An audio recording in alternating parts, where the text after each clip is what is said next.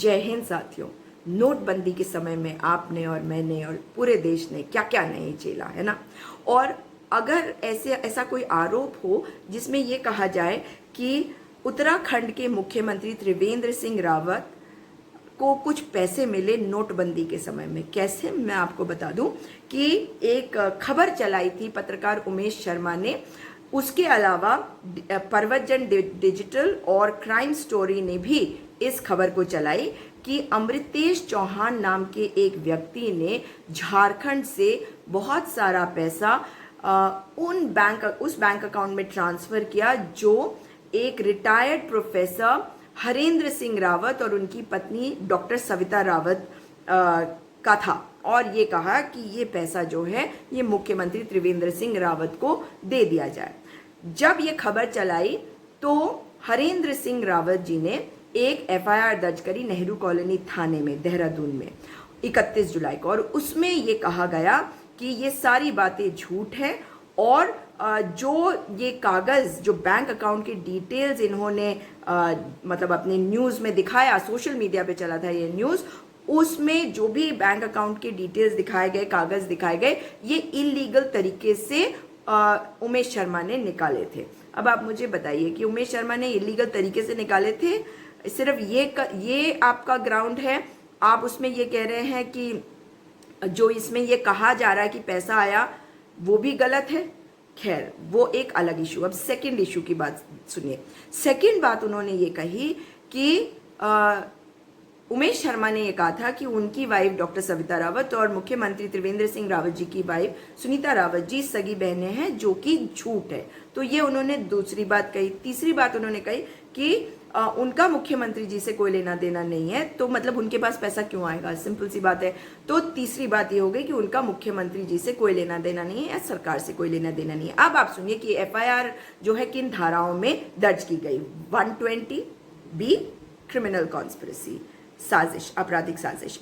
मगर उसके अलावा 420, 467, 468, 469, 471, यहाँ तक तो ठीक था। लेकिन जो व्यक्ति कह रहा है कि मेरा सरकार से कोई लेना देना नहीं है, मैं मुख्यमंत्री को जानता नहीं, उनसे मेरा कोई लेन देन का कोई मैटर वगैरह नहीं है, तो अगर वो ये कह रहा है कि मुझे डिफेम करा गया इस तरह की न्यूज़ चला के, यहाँ तक तो बात समझ में आती है।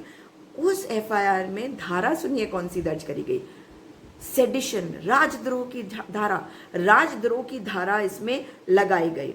अब ये मतलब कैसा लग रहा है कि राजद्रोह की धारा लगाई गई, वो कितना बड़ा चपत लगता है ये कि हमारे माननीय मुख्यमंत्री, शर्म आती है ये कहते हुए कि हमारे मुख्यमंत्री जी के इस मैटर में ये जो एफआईआर है इसको क्वॉश कर दिया माननीय उच्च न्यायालय उत्तराखंड ने। नैनीताल हाई कोर्ट से ये एफआईआर क्वॉश हो गई। मतलब एक तो राजद्रोह की धारा तो पहले ही हटा दी गई थी, मगर राजद्रोह की धारा भी नहीं रही, एफआईआर भी गलत बता दी गई। ये बताया गया कि ये इसमें जो है तथ्य सही नहीं है।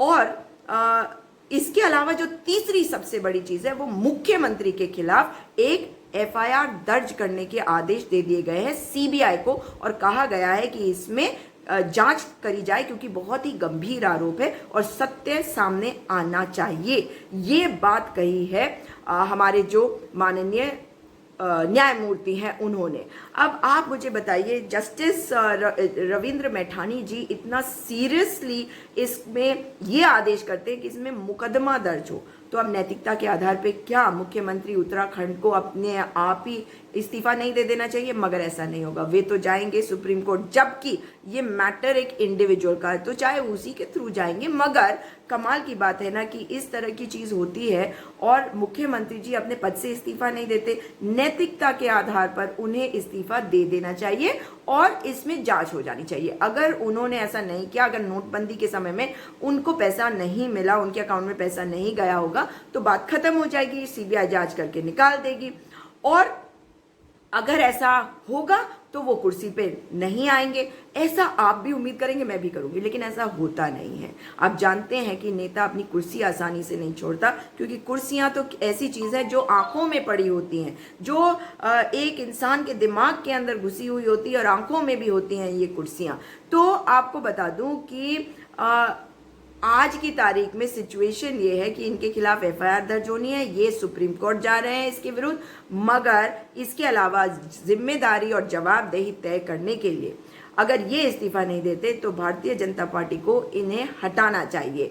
और भारतीय जनता पार्टी के अध्यक्ष जेपी नड्डा जी से भी निवेदन करूंगी, प्रधानमंत्री मोदी जी से भी निवेदन करूंगी कि इनको हटाया जाए, किसी और को बैठा दीजिए। सरकार आपकी, आपके पास बहुत सारे विधायक है, किसी को भी बैठा सकते हैं, मगर नैतिकता के आधार पर आपको ये करना चाहिए। आगे आगे देखिए, नहीं तो जनता देख रही है कि आप क्या करते हैं क्या नहीं।